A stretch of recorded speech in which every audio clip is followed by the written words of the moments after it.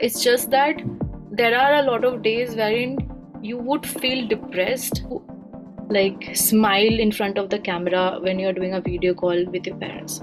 Sure.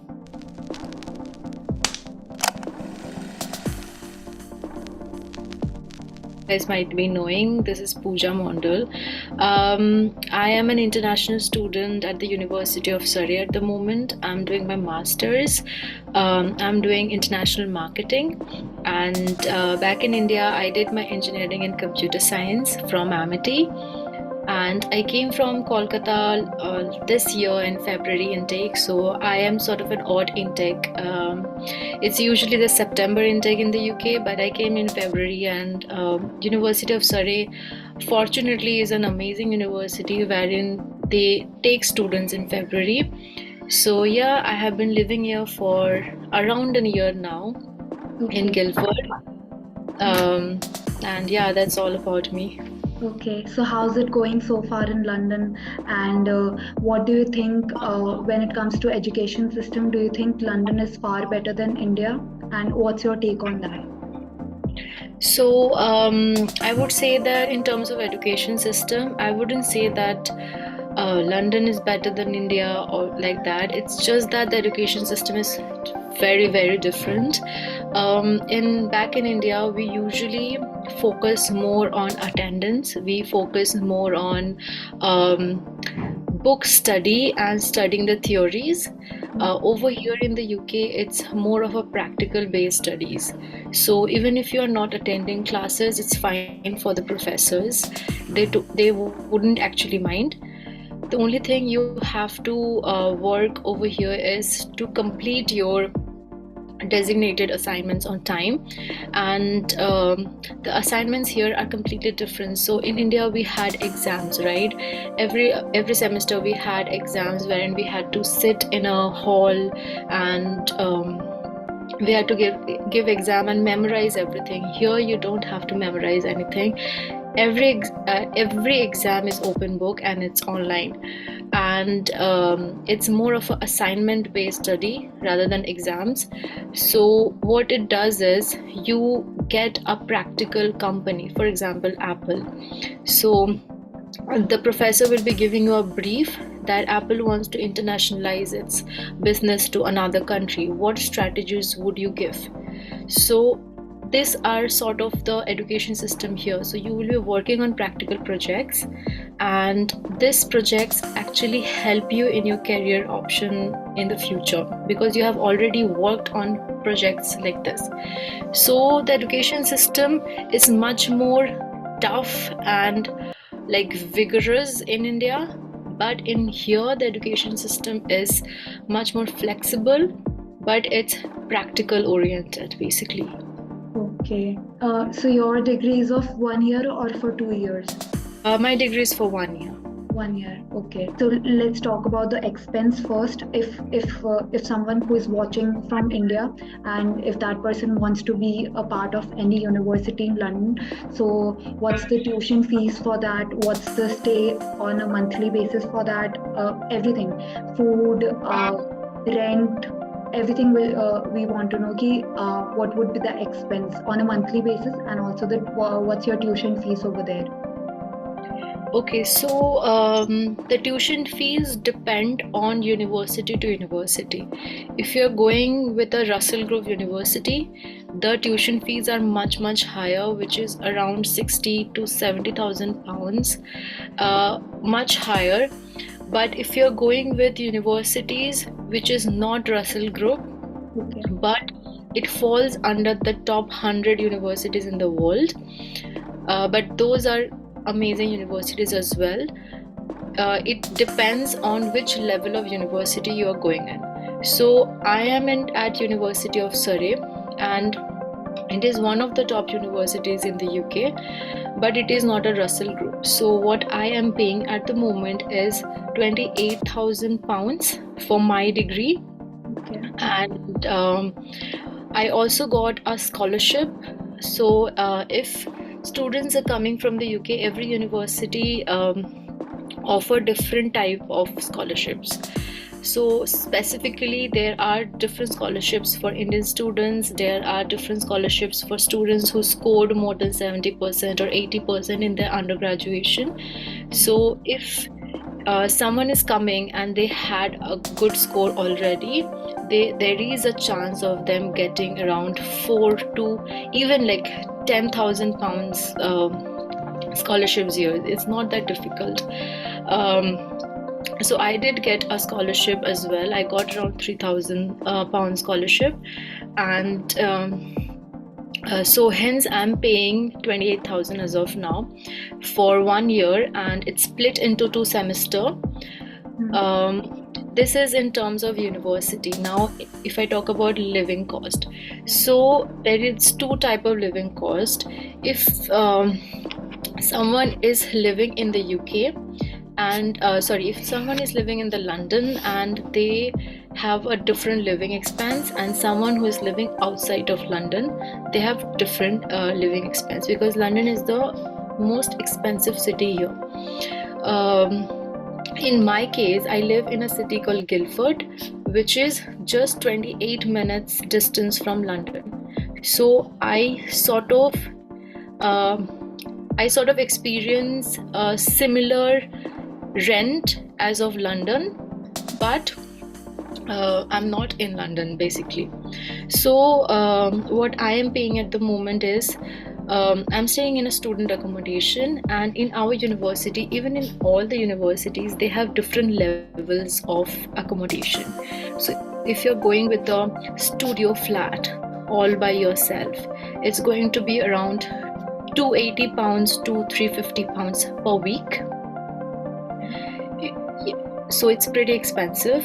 If you are going with ensuite apartments, ensuite is basically a room with a toilet attached, but the kitchen is shared with other people. So if you're going with ensuite apartments, then you will sort of pay around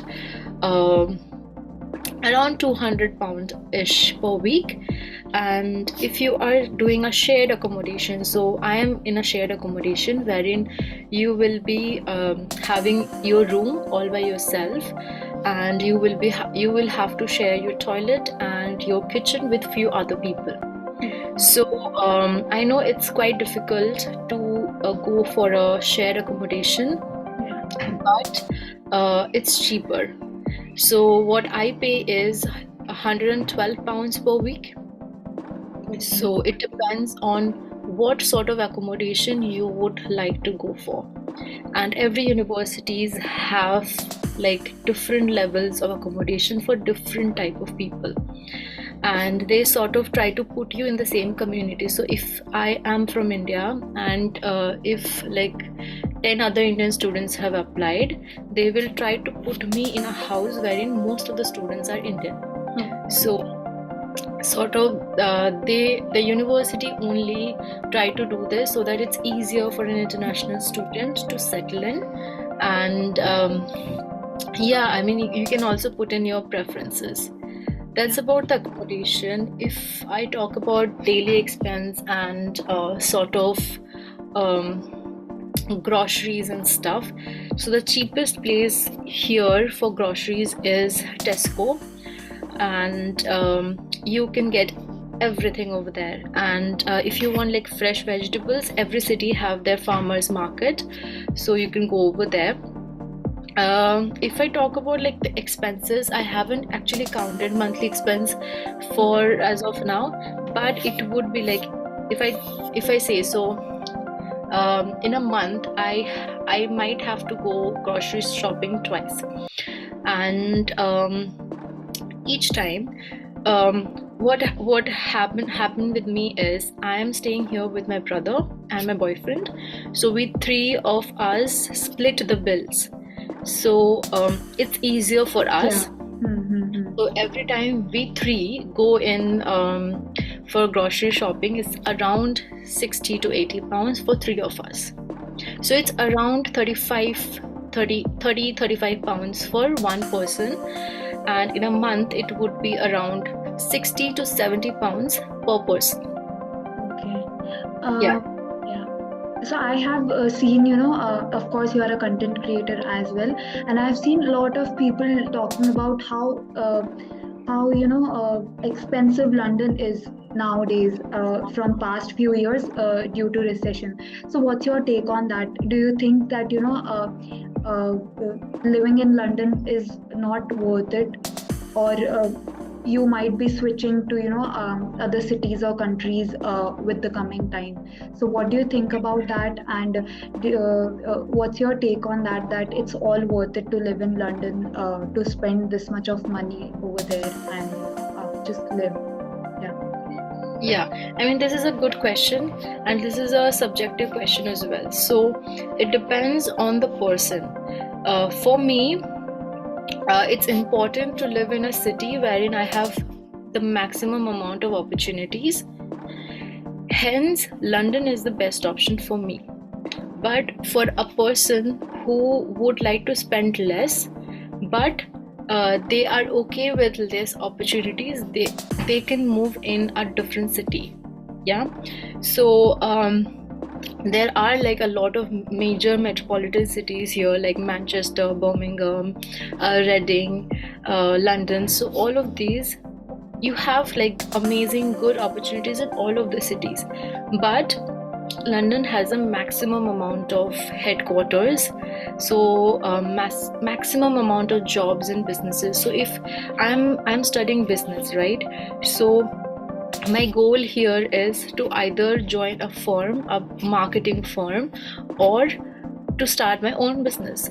So for me, London would be a better option because I would be networking with a lot of person, because a lot of networking events does happen in London. So if I'm staying in a different city, I have to travel all the way to London for just one event, and traveling cost via train is around £60 if you, like, if I am going from Guildford to London. So it takes like, you are saving money on the travel expense, but you are spending money on the living expense. It's So it pretty depends expensive. on, Yeah. yeah, it's pretty expensive. But also in London you have one more like thing, that is, it is divided into zones. So you have zone 1 2 till like zone 6. So if you're staying in zone 2, for say, which is like the hub of business, then you have to spend a lot of money on rents. But what people do is they stay in zone 4 or 5, which is farther away, and they travel by a tube. So London is well connected. All of the all of the zones are connected by a tube, and it takes like 30-40 minutes from zone like 5 or 4 to travel all the way to zone 1. And it's not that expensive if you are not traveling every day. So in that way, you are saving a little bit of money in your rent if you stay in zone 4 or 5, but you are still staying in London, so you are open to apply to all the jobs which is available in London. How long is it going to take for anyone to repay the amount of loan? Like people who will be it's hard. I think it's it's a kind of question which people would not like to answer, but again, for anyone who is taking loan from India and planning to study in a good college in London, so what do you think, how long is it going to take? What's the time period for them? Yeah, so it's basically the like, I have been to a lot of banks for loans, and a lot of students have taken loans from different banks. But what I received feedback from them is students don't take more than 5 years to repay their loan. So 5 years is a pretty good time. And when I heard that, I was like, no, they're blabbering, because it might not be that easy to just repay in 5 years. But when I came here, I actually experienced it, because it's much easier. Because for example, if you are whenever you're studying, you're doing a one year of masters. Along with your masters, you will be doing part time. and student is allowed to do 20 hours part-time every week. Yeah. So if I talk about minimum wage job, which is 10.5 pounds per hour, so if you work 10.5 pounds per hour for 20 um, sorry yeah for 20 For hours 20 every hours, week. yes, yes. Yeah. Okay. And at the end of the month you will be getting around 850 to 900 pounds, which is around 90,000 rupees in India. India, yeah. So every year and every month you will be getting that amount when you are a student. And what most of the student does is they save most of it for their living expense, and they send a little bit of money to India because they get that exchange rate benefit. So if you are studying as well as doing part-time, you can save a little bit of money in that sense. But of course I won't be saying it for most of the students, because a lot of students come here, they see the UK life and they go like partying all the time. So if someone is coming for that intention, they might not save a lot of money. But if someone is coming here to study, do their work and try for a better future, they will be saving a lot of money. And when you are not in your term time, so here we have Easter break, we have Christmas break. So in this two time, our university, we have to get a letter from the university, and every student can work full time in during this time. Okay. So you can work more than 40 hours during the non-term periods. So when you're working 40 hours instead of 20 hours per week, the money is going to be double. Yeah. And of course you do have to pay a little tax to the government, because you will be like earning more than 1,200 pounds, so you will be giving a little bit of tax. But even after giving tax, you will be saving a lot of money, even being a student. So after you're done with your 1 year of course, you are like a free bird, so you can do whatever you want. You can do 40 hours, you can do 50 hours. The basic full time here is 40 hours, but people can do more than that. And some people also like do two jobs at the same time. Some people like to do one job, one full-time job, and like me, some people would like to do one full-time job and would take social media as one of the job. So yeah, so you have multiple sources of income. Basically, some people just go on Indeed and they will apply to 10 jobs and they will just sit waiting for a reply. And they will never get a reply. What I did differently from other students is instead of just applying online, I applied online. There's a process. So I applied online. You have to apply online anyways. You have to apply online, take your CV, take printout of your CV, and go to each and every store in the city looking for a job. Okay, done. So I think just one last question, that for anyone who is planning to come to London for higher education, so what's one advice will you be giving to them for the same? Do you think it's all worth it to go over there? Of course, you have everyone has their goals. Everyone, whenever they will be going to any other city or country, they will be keeping a lot of things in mind. But again, like, what advice will you be giving? Do you think it's worth it to be in London? I would say that if you have this idea of coming to London for higher education, and if you have the resources, first of all, I wouldn't say someone to just put in a tantrum to their parents that I want to go to London for my higher studies, because if you know that, because it's a matter of lot of money, Yeah. So it depends. You have to know your family circumstance at the moment, and if you really want to do it or not. Some people just like to follow the trend. My friend is going to London for higher study, I would like to go as well. If you are someone who is doing that, I would say back off. Don't go for it. But if you're passionate about doing a master's and if you have goals wherein you like visualize yourself working in a MNC in London, then come to London. And also, if you're someone who can see a lot of what would I say, a lot of bad days in your life, because you when you're coming here, you're all by yourself. You have to take care of your health, and also come here, at least learn a little bit of cooking. You need to know, even if you are a guy, you have to know how to cook. So you have to be sort of self-dependent. You have to take care of yourself. You have to take care of your health. There is a huge shift in climate, so it's very cold over here. So you have to adjust to the climate. You have to adjust to the new lifestyle. Language is fine, like it's English, but the accent is different here. So language would be still fine.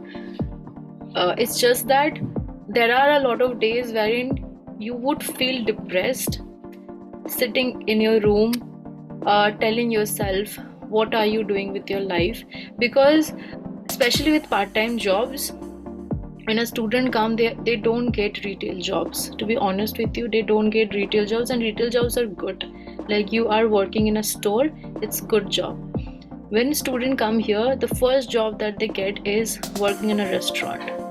So you might have to pick up plates, you might have to wash dishes, you might have to clean the floors. So that's what we call groundwork. Yeah, you have to do groundwork, and it's very depressing at the end of the day when someone who is coming from a good family from India and they have to do it over here. But also you can't share all of this stuff to your parents back in India, because they will be like, come back. But you don't have an option. Once you are here, you don't have an option to go back. Yeah. Because you have already spent a lot of money. So the course is for 1 year, but after 1 year there is 2 years of PSW. So if someone is ready to invest all their energy, efforts for 3 years minimum in a different country, staying away from family, they should come here. And if you're here, the experience is beautiful. This is an experience that someone can never imagine, because it's like a complete different experience. You sort of become an adult over here, because in India we are always dependent on our parents. If I talk about myself, I never used to go out without my parents. Like I was that child. I used to go out very less with friends. I never went to parties. I never went to nightclubs and stuff.